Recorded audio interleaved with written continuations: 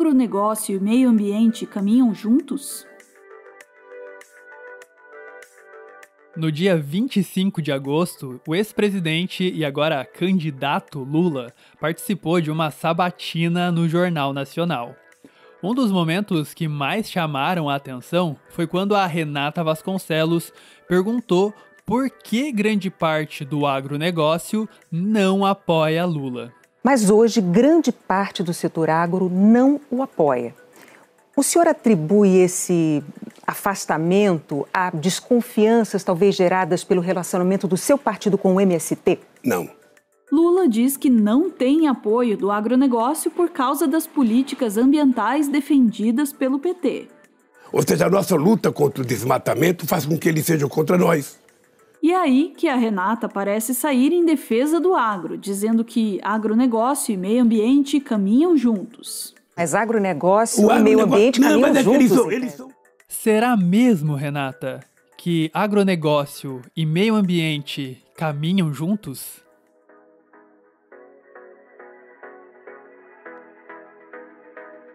Antes de tudo, é bom começar separando o joio do trigo, definindo o que é o agronegócio. Agronegócio é uma tradução do termo em inglês agribusiness, que foi cunhado pelo diplomata norte-americano John Herbert Davis nos anos de 1950. Davis definiu o agronegócio com essas palavras: a soma total de todas as operações envolvidas na fabricação e distribuição de insumos agrícolas, operações de produção nas fazendas e o armazenamento, processamento e distribuição das mercadorias e itens agrícolas resultantes. Nessa época, o agronegócio era focado no agro e centrado nos produtores rurais. Os fabricantes de insumos agrícolas, como maquinários e agrotóxicos, e as distribuidoras que faziam o produto chegar até as prateleiras dos mercados, tinham um papel secundário. Mas, com o tempo, o agronegócio foi ficando cada vez menos agro e cada vez mais negócio. Os protagonistas deixaram de ser os trabalhadores do campo e passaram a ser grandes multinacionais, principalmente aquelas que vendem insumos agrícolas, como a Syngenta e a Bayer, e que processam e distribuem produtos agrícolas, como a JBS e a Cargill. Ok. Na teoria, o agronegócio também engloba pequenos agricultores, aqueles que fazem parte da chamada agricultura familiar.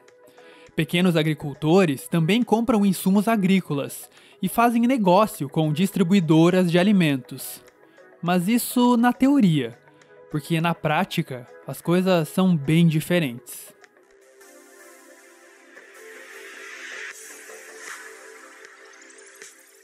O agronegócio brasileiro é uma das heranças amargas da ditadura.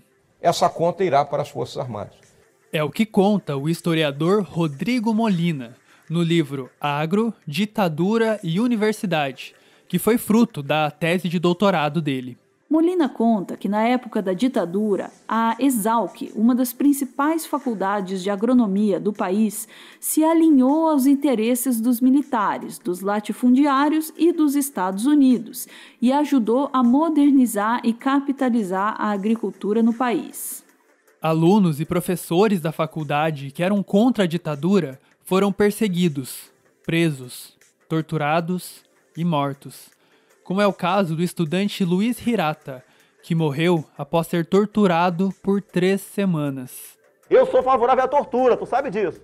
Os Estados Unidos chegaram a implantar uma base dentro da Exalc para orientar o processo de modernização agrícola do país. O processo de modernização agrícola esteve longe de ser pacífico. O agronegócio no Brasil começou à base de ferro, fogo e sangue de camponeses. Mas foi a partir dos anos de 1990 que o agronegócio brasileiro, como conhecemos hoje, começou a se materializar. Foi quando surgiu a ABAG, Associação Brasileira do Agronegócio. A ABAG é, e sempre foi, formada por grandes empresas e corporações. Na sua fundação, era composta por gigantes como Bayer, Bunge e Cargill. Hoje, conta com mais de 80 associados, entre eles grandes bancos como o Itaú e Santander. Algumas pessoas até tentam te convencer e se convencer que pequenos agricultores fazem parte do agronegócio. Mas no Brasil, o agronegócio foi materializado e tomado pelas mãos de grandes corporações. E é por isso que separar a agricultura familiar do agronegócio é muito mais que uma questão ideológica, é uma questão histórica. A apresentação oficial da ABAG ocorreu no dia 10 de março de 1993 no Congresso Nacional em Brasília. E foi no Congresso que o agro se tornou ainda mais negócio. Resolveram que tem que tributar o agro. Aqui, ó. Nenhum centavo de tributo no agro. Nenhum! Especialmente quando em 1995 se formou oficialmente a Frente Parlamentar da Agropecuária, conhecida popularmente como Bancada Ruralista.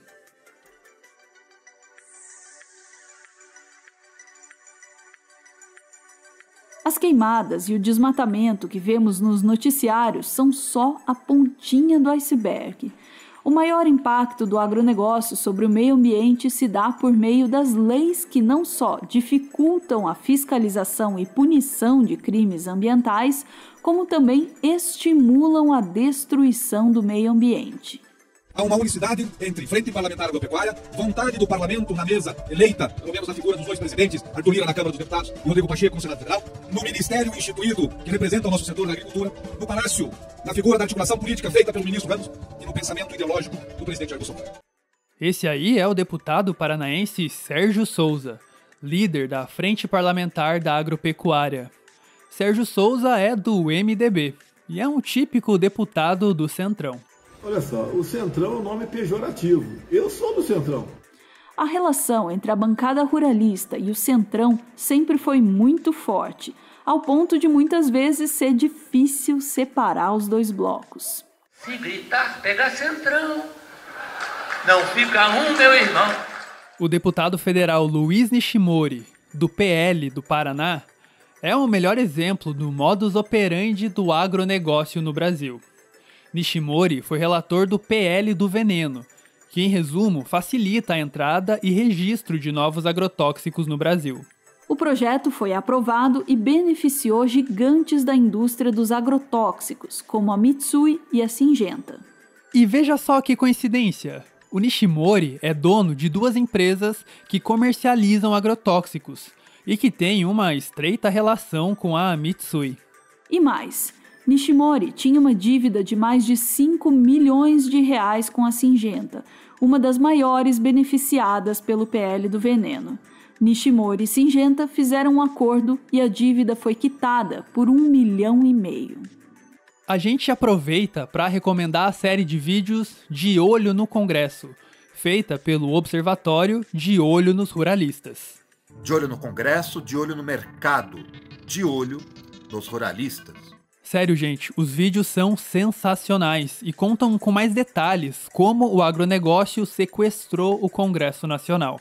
Aliás, outro bom exemplo, digo mau exemplo, de político envolvido com o agronegócio é um certo senador de Rancho Queimado, o maior fã do DJ Raul, ele mesmo, senador Luiz Carlos Reis.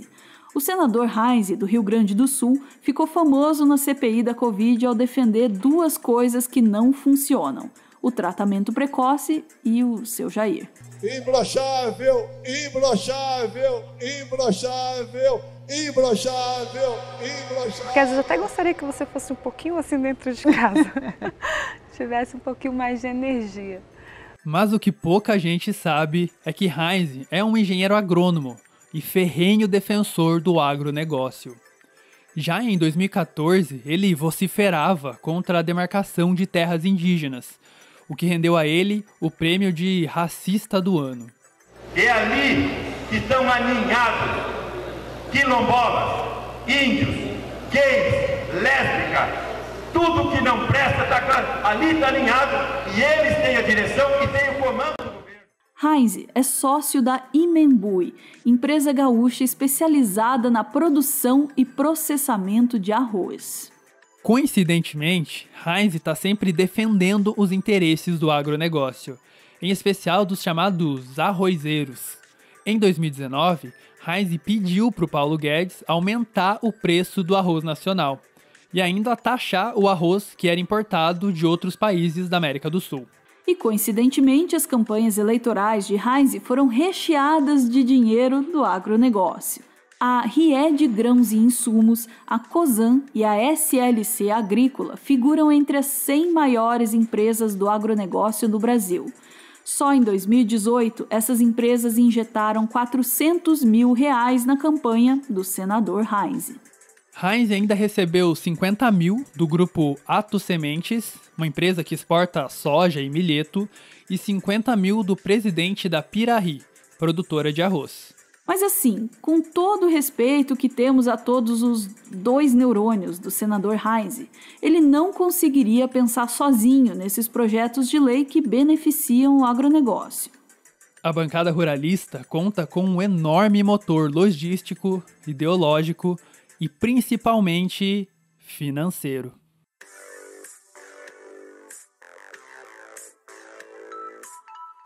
O Instituto Pensar Agropecuária se apresenta assim: uma instituição criada em 2011 por entidades do setor agropecuário com o objetivo de defender os interesses da agricultura e prestar assessoria à Frente Parlamentar da Agropecuária, FPA, por meio do Acordo de Cooperação Técnica. E o Instituto se apresenta como uma organização sem fins lucrativos. Meteu essa mesmo, cara? O Instituto Pensar Agropecuária é formado por mais de 1.000 empresas. A maior parte dos projetos dos ruralistas nascem ou passam em algum momento pelo Instituto. O Observatório de Olho nos Ruralistas estima que o Instituto recebe pelo menos R$760 mil por mês. Esse dinheiro vem de gigantes do agronegócio, como JBS, Nestlé, BRF, Monsanto, Bunge, Bayer, Cargill, Klabin, Suzano, Itaú, Santander e tantos outros. A história do agronegócio no Brasil sempre foi uma história de privilégios no acesso aos espaços de poder. No governo do seu Jair, isso ficou ainda mais escancarado. Numa reunião com políticos e empresários ligados ao agronegócio, Bolsonaro disse que o governo era deles. Esse governo aqui é de vocês. Pois bem, entre 2019 e 2022, o Ministério da Agricultura teve pelo menos 248 reuniões com representantes de empresas que fabricam agrotóxicos. 81 reuniões com a Syngenta, 60 com a Bayer e 26 com a Brasf.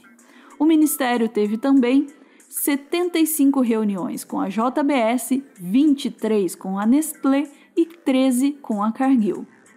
Em resumo, o agronegócio atua em 3 frentes no Brasil. Primeiro, ele ajuda a eleger políticos ruralistas, financiando suas campanhas. Já por meio do Instituto Pensar Agropecuária, o agronegócio presta apoio jurídico e financeiro para esses políticos aprovarem leis que atendem aos interesses do agronegócio. E recentemente, no governo do seu Jair, representantes do agronegócio passaram a ter acesso direto ao presidente e às pastas dos Ministérios da Agricultura e do Meio Ambiente, para abrir a porteira e passar a boiada. E ir passando a boiada.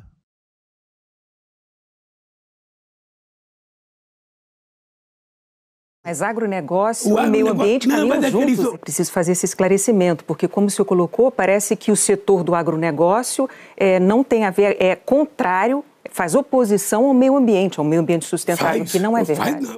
Olha, Renata, quem dera isso não fosse verdade. Como vimos, o agronegócio participa ativamente na criação de projetos de leis que desmatam e envenenam o meio ambiente. Um conjunto dessas leis ruralistas ficou conhecido como Pacote da Destruição. São ao todo 6 projetos de lei. O PL 2159, que está em tramitação, praticamente acaba com o licenciamento ambiental. Na prática, o agronegócio pode desmatar e envenenar a natureza sem prestar contas. O PL 2633 e o PL 510 tratam do perdão de terras invadidas ilegalmente. Na prática, incentivam o desmatamento ilegal e a grilagem de terras. O PL 490 é o do marco temporal, que altera a demarcação de terras indígenas e coloca em risco 70 mil pessoas que vivem em terras já demarcadas. Foi aprovado no Congresso e aguarda aprovação no Senado. O PL 191 permite o garimpo e mineração em terras indígenas. Foi aprovado no Congresso e espera a aprovação do Senado. E, por fim, o PL 6299, apelidada de PL do Veneno, que foi aprovado no Congresso e no Senado. Essa lei tira o Ministério do Meio Ambiente, a Anvisa e o IBAMA da jogada, facilitando a entrada e registro de novos agrotóxicos. E, de novo, a gente lembra que todos esses projetos de lei foram apresentados e defendidos por políticos ruralistas, que são financiados e orientados por grandes corporações ligadas ao agronegócio. Por isso, dizer que agronegócio e meio ambiente andam juntos não faz o menor sentido. O agro diz que é pop, mas financia e age em conluio com políticos que propõem e aprovam leis que estão transformando o Brasil em pó.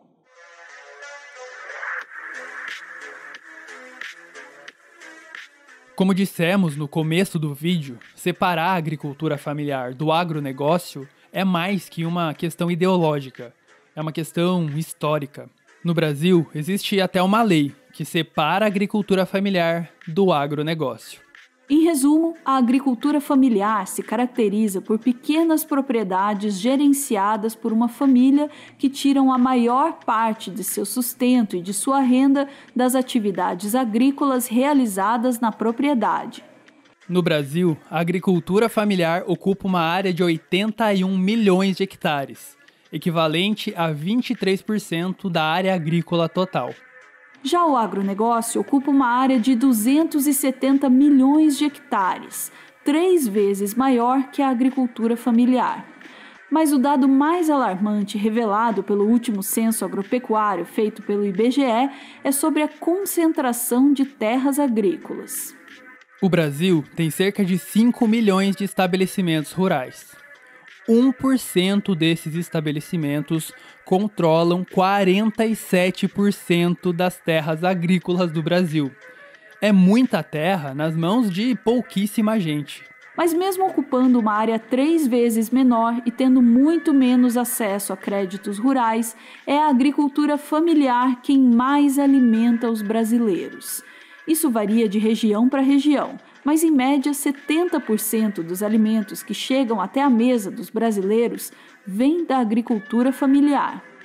Isso porque o negócio do agronegócio é importar veneno e exportar commodities, como soja, milho, café, algodão, cana-de-açúcar e carne bovina. Por isso, no Brasil, não tem como falar de meio ambiente e desenvolvimento sustentável sem falar de reforma agrária. Você já deve ter ouvido esse termo. A reforma agrária busca justamente dividir melhor as terras agrícolas do Brasil, tirando um pouco do agronegócio e passando para a agricultura familiar. Pode parecer papo de comunista, mas a reforma agrária está lá, na Constituição. É o artigo 184, que diz: compete à União desapropriar por interesse social, para fins de reforma agrária, o imóvel rural que não esteja cumprindo a sua função social. Os políticos eleitos deveriam defender a reforma agrária, defender a Constituição. Mas o agronegócio, que tenta passar a imagem de bonzinho, sustentável e patriota, parece não fazer a menor questão de defender os direitos de quem menos tem direitos. A Constituição certamente não é perfeita. Ela própria o confessa ao admitir a reforma. Quanto a ela, discordar, sim. Divergir, sim. Descumprir, jamais. Afrontá-la, nunca. Traidor da Constituição é traidor da pátria, conhecemos o caminho maldito. Esse aí é o Everton. Ele é mestre em Biologia Evolutiva e ele faz um doutorado em Ecologia na Universidade Federal do Paraná. Ah, e ele é fã do Carl Sagan, mas aí também, quem não é? O Everton é o responsável pela pesquisa e pelo roteiro do Meteoro.exp, o nosso quadro de biologia que você acabou de ver.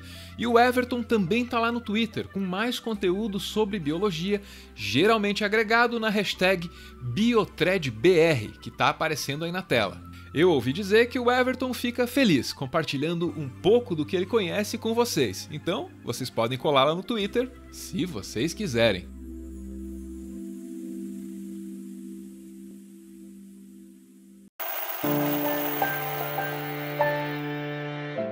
O Meteoro é mantido graças a uma campanha de financiamento coletivo.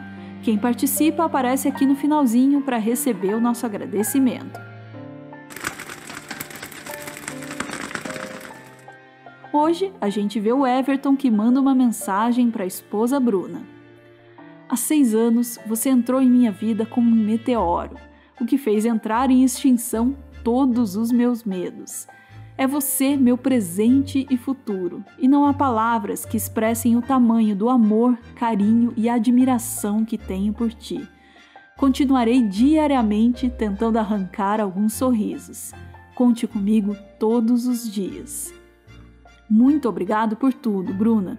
Que as sincronicidades continuem nos acompanhando nessa jornada de volta ao infinito. Para sempre, dia 17 de setembro. Valeu, gente! Beijo!